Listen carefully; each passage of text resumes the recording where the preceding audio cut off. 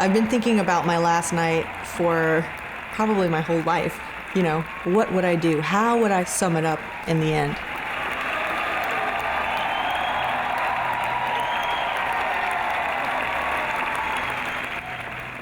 There have been times in my career where insecurity has followed me hugely. Ballet companies thrive on insecurity. I mean, that's the fuel for a ballet company. That's the fuel for ballet. You want to be better than what you think you are because you're never really good enough. And I try to find a way to talk it down. And I've gotten pretty good at it. But I think that it'll always be there, of course. I don't necessarily want to do balletic point work on stage after New York City Ballet. I think for a ballerina, this is my own opinion, New York City Ballet's point work is extraordinary. And the choreography of Balanchine is the pinnacle of point work. So I think once I leave there, that was it for that. And since I want to go towards this new chapter, I really want to keep going in that direction and not look back. Classical and modern dance are extremely different, and I have so much more to learn before I can really articulate the differences. A lot of it's about losing the lightness, really putting your weight in the ground. I've only gone barefoot for a year now. I never danced barefoot before that. So I'm still learning how to work my skin on the floor. I usually wear ballet shoes for a piece after the rain. And when we just did it in Saratoga, I thought, I'm gonna go nude. I'm gonna go barefoot in this. So I did it with bare feet for the first time, and it was a whole new experience of doing that piece. And I enjoyed it a lot.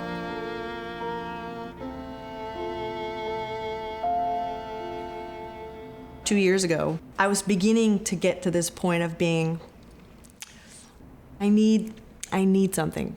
I need some hydration, I need some inspiration. And Restless Creature came about because I had been thinking for a few years about doing something like that. The choreographers were lining up. They had been on my mind as well. I had seen Kyle Abraham, I'd seen Brian Brooks, and I knew they were both still dancing and still choreographing. And I thought, I want to dance with a choreographer. Because I'd always wanted to dance with Rhett Mansky, because he's made a few ballets on me, and I just love watching him move, and I love dancing next to him. 7, 8, 9, 10. And that was partly why I was excited to do this, was to have this initial new encounter with these four really interesting artists. Brian Brooks was the first guy I worked with. And I knew Brian was like a super nice guy. And then we get in the studio, and he's so freaking smart. And he's making this most complex, most intricate, most incredible design of a piece. First Fall was the first piece of all the Restless Creature works. And I like to say that this dance is one body with 4 legs, 4 arms, and 2 heads. So the 2 brains really have to be synced. If one person forgets a moment, it breaks it. So that challenge is really hard.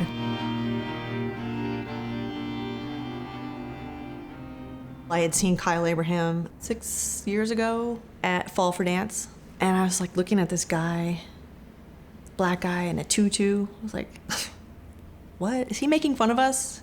You know? And I watched him and I was like, whoa. He's not making fun of us. And I just couldn't wrap my mind around what I was seeing him do with his body. So I met him, told him how much I respected him, and God, I'd really like to work with you one day. I don't think he believed me. So we finally got into the studio, and it was the hardest thing to do. It was culturally very different, energetically, temperamentally, very different from anything I'd ever done. And I knew it was gonna be really hard for me to match up with somebody like that. And he was very quiet in rehearsal, kind of reserved and pulled back and not so connecting, and that took a little while, and I think that came with trust. Joshua Beamish and we met in ballet class, and I learned that I was exactly 20 years older than him on that day. I really didn't know he was a choreographer at first, and I just thought he was this kid taking ballet class. Then I saw him do his work. I was like, oh, he's not just a ballet kid. He's pretty serious, and he pretty much has this spectacular movement vocabulary like nobody I've ever seen.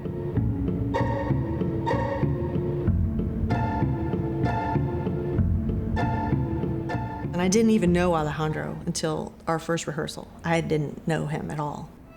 We went to the studio and we just worked for 5 hours. I think he and I played the most in the studio, and we tried everything. With choreography, especially when something's being made, it helps me to remember things by sort of having an image of what is happening, what's the image. And the very first thing in Alejandro's and my pieces, he brushes up my body, and I feel like he's painting. So I feel like, you know, I'm his instrument and he's the creator. I don't need to contribute to the process, but I think just being an inspiration to somebody is an automatic contributor. And some choreographers will allow me to contribute more. Like the red dress. That one came about because I had been down in Chelsea, and I walked up the street to a thrift shop. And I walked in, I was looking around, I love used clothing. I saw this red dress. I was like, ah, I would love to wear that on stage. So I bought it. And I just thought, one day, I'm gonna play with this red dress and I'm gonna do something with this red dress. And Josh took it and we kept it in. And it's a lot of fun to wear.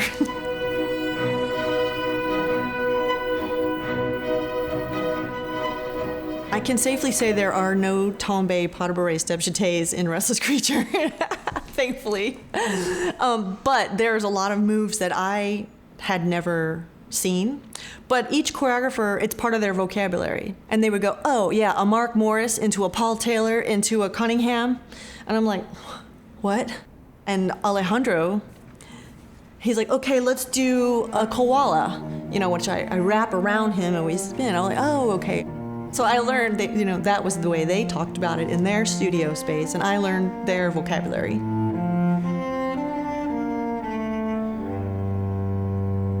I was looking for chemistry with each partner. I was looking for what makes us click, what energizes us, what is it about our personalities that brings the best out in each other.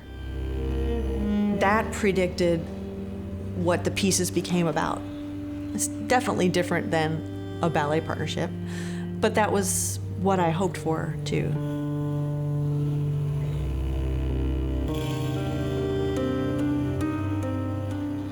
All these choreographers expressed intimidation dancing with me, but yet I went to them because I was so enamored and in awe of them. So I was intimidated with them as well. I mean, I tried to emulate them and I tried to go into their world. I didn't ask them to come into my world and make me a Wendy Whelan ballet.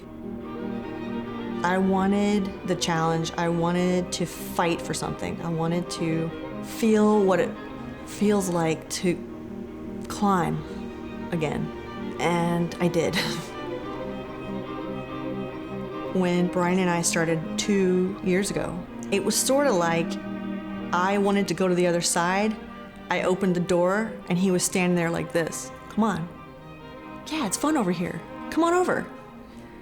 And that was hugely emotional to have that kind of welcoming, you know, from somebody like that. And, you know, that it was okay and that you're gonna be artistically satisfied over here too. All I want to do is work. I want to be in the studio. I want these collaborations to happen.